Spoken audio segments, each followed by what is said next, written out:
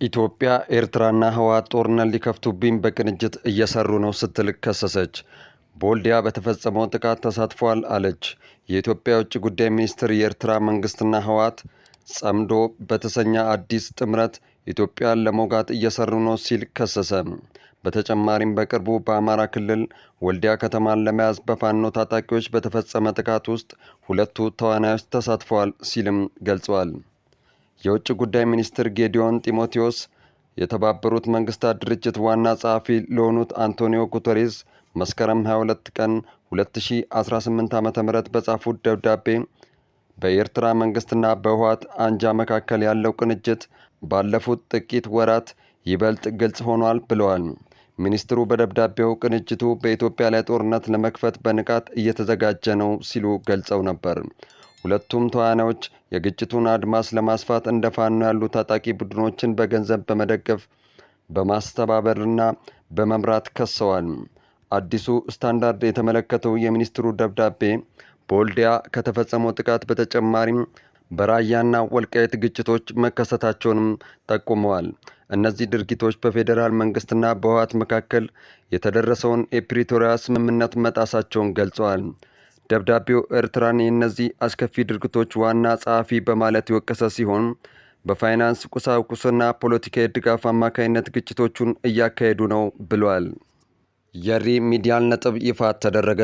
ትምህርት ሚኒስቴር የ2017 ዓ.ም የአቅም ማሻሻያ ሪሚዲያል ፕሮግራም መግቢያ ነጥብ ይፋ አድርጓል። በዚህም መሰረት የተፈጥሮና የማህበራዊ ሳይንስ ወንድ ተማሪዎች 216፣ የተፈጥሮና የማህበራዊ ሳይንስ ሴት ተማሪዎች 204፣ ታዳጊ ክልልና አርብቶ አደር አካባቢ የተፈጥሮና ማህበራዊ ሳይንስ ተማሪዎች ለሁለቱም ጾታ 198፣ የማህበራዊና ተፈጥሮ ሳይንስ መስማት ለተሳናቸው ተማሪዎች ለሁለቱም ጾታ 198፣ ማህበራዊና የተፈጥሮ ሳይንስ አይነ ስውራን ተማሪዎች ለሁለቱም ጾታ 165 መሆኑን አስታውቋል። ትምህርት ሚኒስቴር በ2018 የትምህርት ዘመን የመንግስት ዩኒቨርሲቲዎችን በተፈጥሮና ማህበራዊ ሳይንስ የትምህርት መስኮች ከ49.5 በመቶ በታች ያስመዘገቡ ነገር ግን ከዚህ በታች የተዘረዘሩትን የሚያሟሉት ተማሪዎች የሪሚዲያል ፕሮግራም ተጠቃሚ መሆናቸውን ገልጿል። አንደኛ፣ በሁሉም አማራጮች በግልና መንግስት ተቋማት የሪሚዲያል ፕሮግራም ለመከታተል ተማሪዎች እንደተፈተኑት የትምህርት አይነት ብዛት 33 በመቶ እና ከዛ የተቆረጠ መሆኑን። ሁለተኛ፣ ከላይ በተራ ቁጥር 1 የተገለጸው እንደተጠበቀ ሆኖ በመንግስት ተቋማት ወጫቸው በመንግስት ተሸፍኖ የሪሚዲያል ፕሮግራም የሚከታተሉ ተማሪዎች የመቁረጫ ነጥቡን የሚያሟሉ ብቻ እንደሚሆኑ ሚኒስትሩ ገልጿል። በጎፋ ዞን ተከስቶ በነበረው የመሬት መንሸራተት አደጋም ለተጎጂ ዜጎች የተሰበሰቡ ከ60 ሚሊዮን ብር በላይ ለመዝረፍ የሞከሩ ተጠርጣሪዎች በቁጥጥር ስር ውለዋል።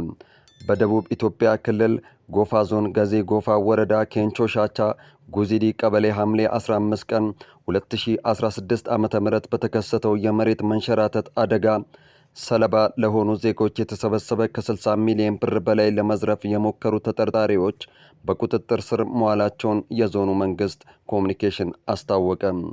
የጎፋ ዞን መንግስት ኮሚኒኬሽን ዛሬ መስከረም 27 ቀን 2018 ዓ.ም በይፋዊ የፌስቡክ ገጹ ላይ ባወጣው መግለጫ ሐምሌ 15 2016 ዓ.ም በተከሰተው እጅግ አስከፊ በሆነው መሬት መንሸራተት አደጋ በመቶዎች የሚቆጠሩ ወገኖች ሕይወታቸውን ማለፉን አስታውሷል።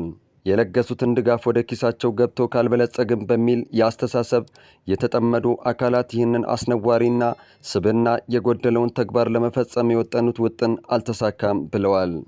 በዚህም በአደጋው ለተጎዱ የህብረተሰብ ክፍሎች ከመጣው ገንዘብ ላይ 60 ሚሊዮን 273383 ብር ቀደም ሲል ተሰርቶ ቮይድ በተደረገ ቼክ ቁጥር 422123 አስመስለው በማሳተብ ገንዘቡን ለመዝረፍ ካመቻቹ በኋላ ከአዲስ አበባ ንግድ ባንክ ሸገር ቅርንጫፍ ለጎፋ ዞን አስተዳደር በተደረገ ጥቆማም ከአዲስ አበባና ክልል ፖሊስ ጋር በመተባበር ገንዘቡን ሳይወጣ ተጠርጣሪዎቹ በቁጥጥር ስር ውለዋል ሲል የዞኑ መንግስት ኮሚኒኬሽን መግለጫ አመልክቷል።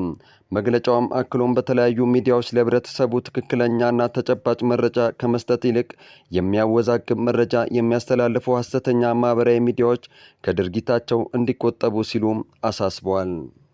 እስራኤልና ሐማስ ከ2 ዓመት ጦርነት በኋላ ወደ ሰላም ይመጡ ይሆን የብዙዎች ጥያቄ ነው።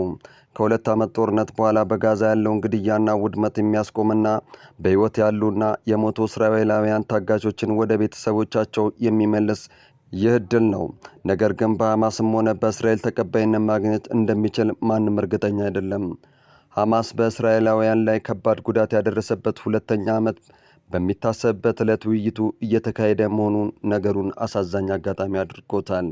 የመስከረም 26 2016 ዓ.ም ጥቃት ወደ 1200 የሚጠጉ ሰዎች የገደለ ሲሆን 251 ያህሉ ደግሞ ታግተዋል። እስራኤላውያን 20 ታጋቾች በሕይወት እንዳሉ የሚያምኑ ሲሆን የቀሪዎቹ 28ቱ ሰዎች ደግሞ አስክሬናቸውን ለመረከብ ይፈልጋሉ። የእስራኤል መጠነ ሰፊ ወታደራዊ ዘመቻ አብዛኛውን ጋዛ ያወደመ ሲሆን ከ66,000 በላይ ፍልስጤማውያንን ገድሏል። ከሟቾቹ መካከል አብዛኛውን ሰላማዊ ዜጎችና ከ18,000 በላይ ደግሞ ሕፃናት ናቸው። ይህ የቁጥር መረጃ የተገኘው የሐማስ አስተዳደር አካል ከሆነው የጤና ሚኒስቴር ነው። ከሚኒስትሩ የሚገኘው አሃዝ ብዙውን ጊዜ እንደ አስተማማኝ መረጃ ተደርጎ ይቆጠራል። መቀመጫውን ለንደን የሆነው የሕክምና መጽሔት ዘላንሴት ላይ የሰፈረ ጥናት የሟቾቹ ቁጥር ዝቅ አድርጎ እንደገመተ አመልክቷል። እስራኤላውያንም ሆኑ ፍልስጤማውያን ጦርነቱ እንዲያበቃ ይፈልጋሉ። እስራኤላውያን በጦርነቱ ደክመዋልና አብዛኞቹ ሰዎች ታጋቾች የሚመለስበት ጦርነቱም የሚያቆምበት ስምምነት እንዲደረግ እንደሚፈልጉ የተሰበሰቡ የሕዝብ አስተያየቶች ያሳያሉ። በመቶ ሺዎች የሚቆጠሩ በእስራኤል ጦር ውስጥ እየተላለፉ ያሉ ተጠባባቂ ኃይሎች ለረዥም ወራት በጦርነት ውስጥ ሲያሳልፉ ከቆዩ በኋላ ወደ መደበኛ ሕይወታቸው መመለስ ይፈልጋሉ።